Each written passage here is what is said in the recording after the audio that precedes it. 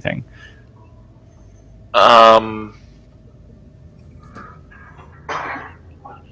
I'll head back to the group.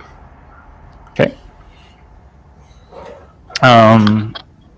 So as the two of, so I guess about a minute and a half after you guys get back, Zarn pops up behind you. All right, there's another tunnel back there. I didn't look in it because I don't want to. I don't know if there's anything anymore. It looks like Gax things there. Do you guys want to? Why don't we all head back through to that place we just were? We can stay there for a second, and I'll scout ahead from there. Kind of like jump, like leapfrog, kind of back to back. Okay. So we go. Fluffernutter down there. I was just thinking about that. So I can breathe underwater. So I don't know. I mean, can I like blow air into his mouth? Like I'll kiss Fluffernutter. Fluffernutter can hold his breath for about as long as Mel can. That's so depressing. If I were being a real dick, I'd say he couldn't hold his breath that long. I'm just being nice. Well, this is gameplay versus realism here. Or Mike, you have the ability to make water globes. Can you do the opposite? Oh, I can shape water. Could I use shape water to make a little air bubble for him? Let me read shape water. Hold on, let me go grab the book too. That's in Evil. Hold on. I'll go grab it. Okay, I'm gonna read it for myself anyway. So. The air inside might not last forever, but maybe long enough to get from one end to the other. To be fair, it's a really good. It's a really awesome bundle. Yeah, shape water. Amazing. Like you're comparing yourself to some pretty high standards. I mean, this is a godlike bunny, so. So he can direct the water, like change the flow. He can cause the water to form into simple shapes. So he could. I'll wait till he gets back. Okay, Jarn. So looking at the spell, you could conceivably form a 5-foot bubble in the water. Wow. Ooh. That's big enough for one person to swim in.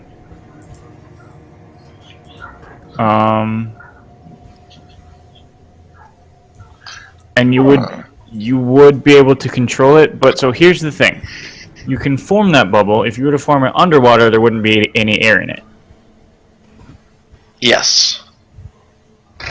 So if you were to form it... He can create a vacuum? Yes, functionally. Jesus. Nice.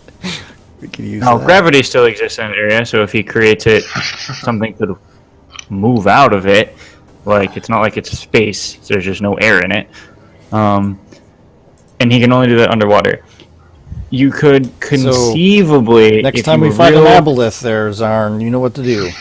If you were real careful, you could conceivably... Yeah, a 5-foot bubble of air on an aboleth. Totally gonna work, you guys. Its nose You could conceivably shape it around you as you descended, but you would have to walk the whole way. You obviously can't swim through nothing. Well, my swim speed's the same as my walk speed anyway. I know. I'm just letting you know for the sake of he could make it what smaller, you're doing. so it was just around his hand, and he could swim. Right? Yeah, could that work? I was thinking about doing that possibly. That would be difficult. I'd make you roll something for that, and it'd be tough. Then no, I don't want to do that. It would be very difficult while swimming to concentrate on keeping the bubble precisely around your hand and not like accidentally dunking the bunny into the water. Oh no! All right, yeah. So I'll do that then. I'll make the bubble around me and I'll walk on the bottom. I thought he's been practicing with ale though. But as I'm walking, I'm pretending like I'm swimming. Okay.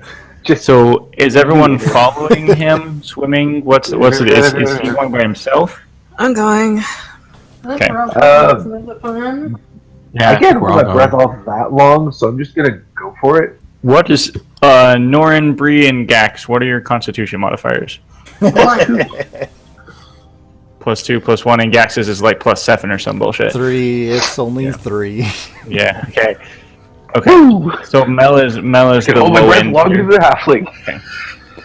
Okay. So Sorry. everybody makes it into the middle cavern without issue, and sort of surfaces, except for Zarn, who's hanging out underwater. Zarn, are you just proceeding forward?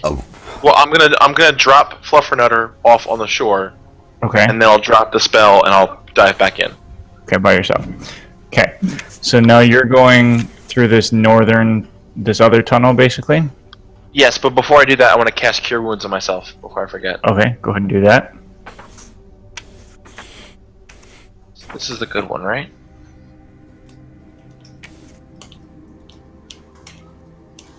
Plus spellcast, plus. Alright, okay, level 2.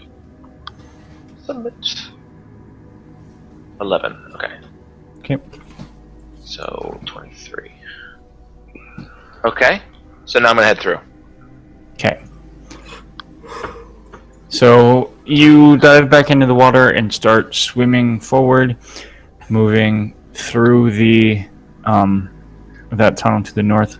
This one seems a bit longer, though not excessively so. It appears to be about 45 feet long as it curves through and then opens up into another wide space of water, which immediately in front of you, like immediately upon coming out of the tunnel, the ground starts to slope up onto a shore.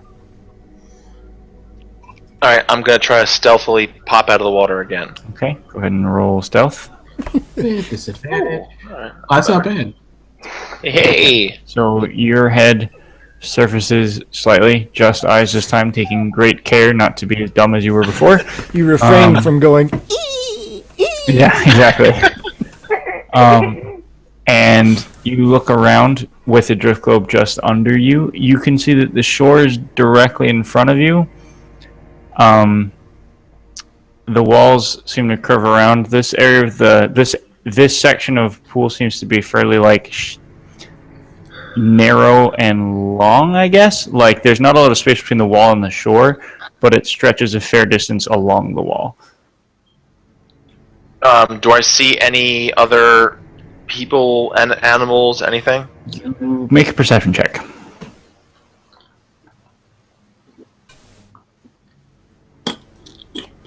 You don't see or hear any signs of anything moving or breathing or living in this area. Okay. Living. I am gonna come back and tell everybody that it's okay to go. Okay. Okay to go. Okay, Are you getting go. Fluffernutter across using the walking bubble scenario? Yes. Mm-hmm. So the six of you do manage to make it through. Malara, it's a bit of a stretch, but you make it. You got it.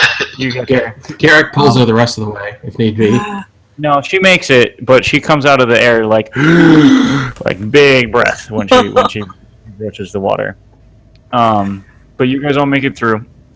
And those of you who pop up see about the same thing that Jarn did. Those of you with dark vision can see a little further than he can, but it appears to be fairly empty. This cavern is large again, about the ceiling is again just barely in the range of vision for those of you with dark vision. And there are, once again, stalactites and stalagmites pretty much everywhere. And the room seems to stretch out past the edges of your vision.